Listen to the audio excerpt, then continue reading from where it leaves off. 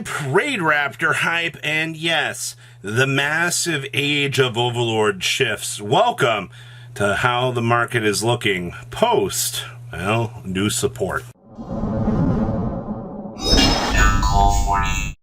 Smash the oven crap out of that subscribe button so you guys don't miss out on more awesome content. We're going to be starting off here with all of this Aromage interesting talk, and yes, Dried Winds is back at it again. We're down to 30 listings. I feel like at this point in time, if we're printing more Aromage support, that this more than likely will be up for probably some sort of reprint. I see that we have some Italian copies here for $6.50s, and then you jump up to the $9-10 range. And of course, I mean, in true fashion, I mean, these have been rotating pretty much all day.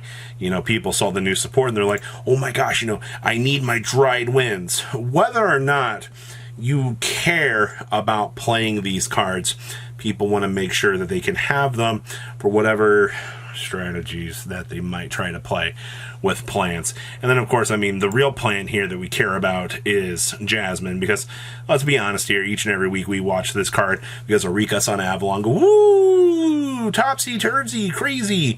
I am very curious to know at some point though, one of the plant players I was talking to in Indy was like, you know, I could see a world where Jasmine could be, you know, put down. And I mean, I guess, but I feel like we're on the top shelf pulling off some crazy ideas. But I mean, yeah, I understand that it doesn't actually lock you into plants, but it's just one more method of little plant extension. Honestly, if plants didn't have this, I don't know if plants would be able to do the things that, you know, plants really want to do right now. Like, this is obviously from the era of broken link monsters, but okay. And then of course, I mean, Jasmines themselves actually just bulleted out of the room. I love this, man. These were $7 heading down. You look at these today, you're like, oh, $6.48. Nah, you are actually at like even more further beyond than you actually should have ever been for this. Like, I mean, yeah, good job to Jasmine for finally getting off the ground, but I mean, you have Ultras down here at 50 cents, and I mean, the rest of the Aromage stuff is literally nothing. It's just people want the secret rare original copy of this. Remember, original rarity tends to reign supreme around here.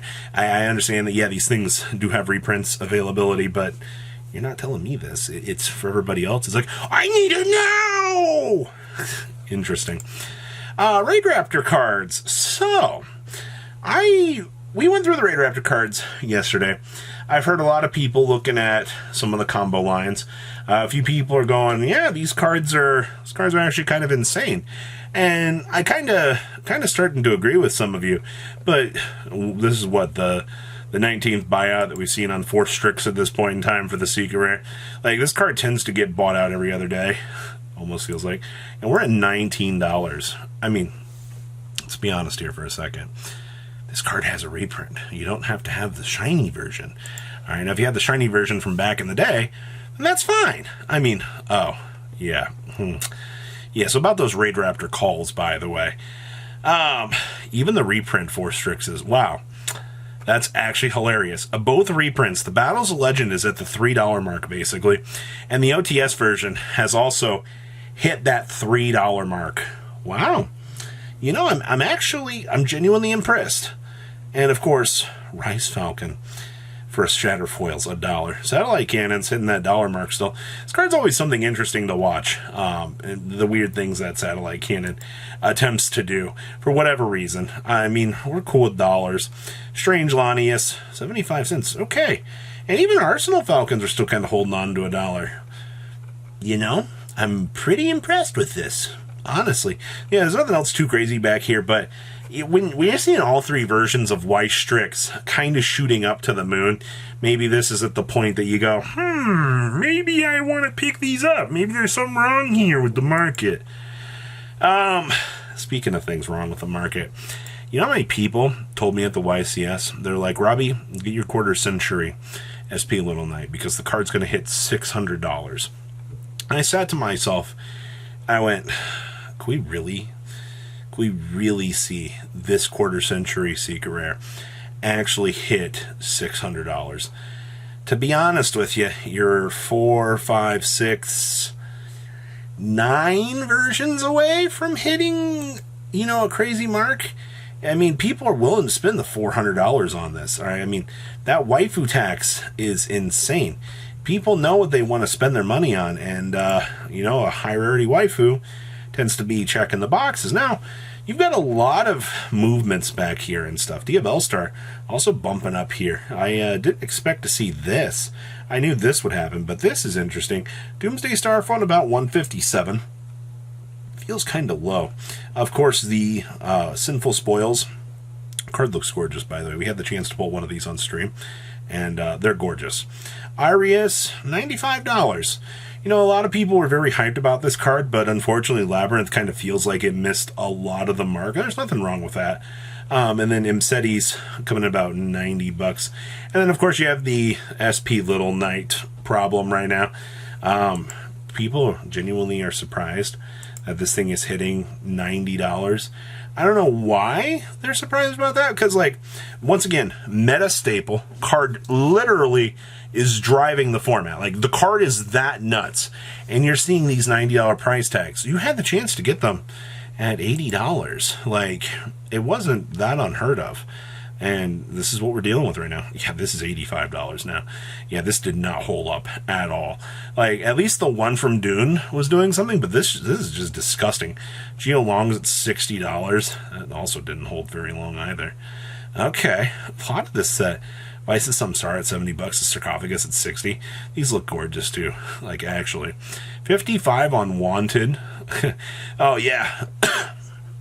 Your Infernal Flame Banshee stuff. This is very interesting. These have been moving along.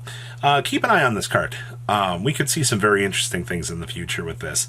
A lot of people are very hyped about that. Also, Dumbledef is a $35 quarter century. This is beautiful. So good.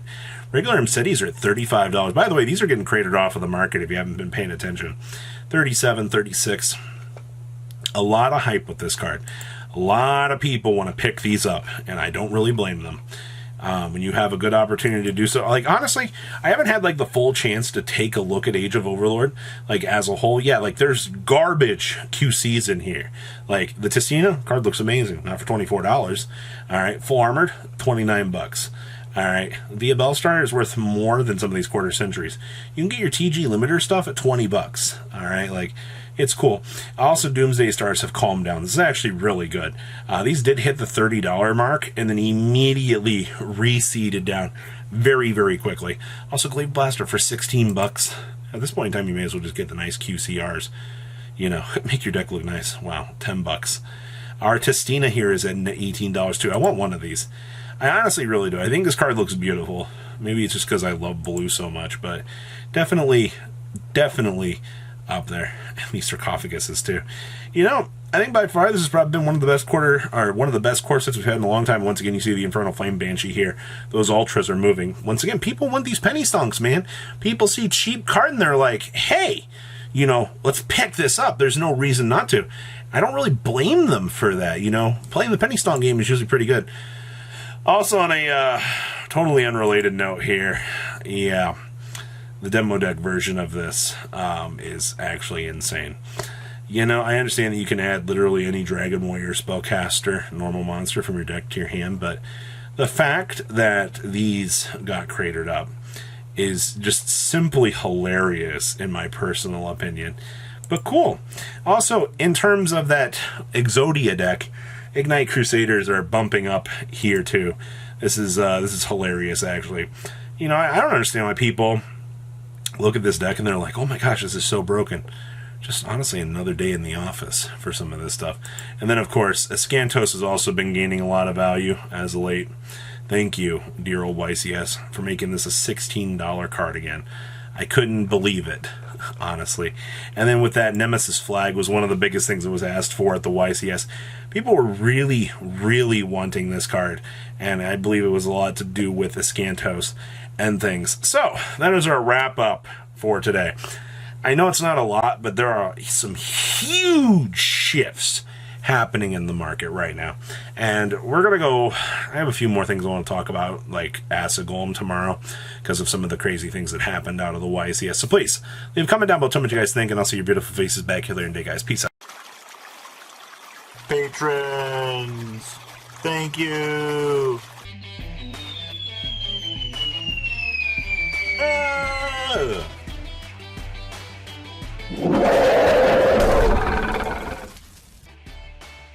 Thank you so much for watching. Check out these other videos.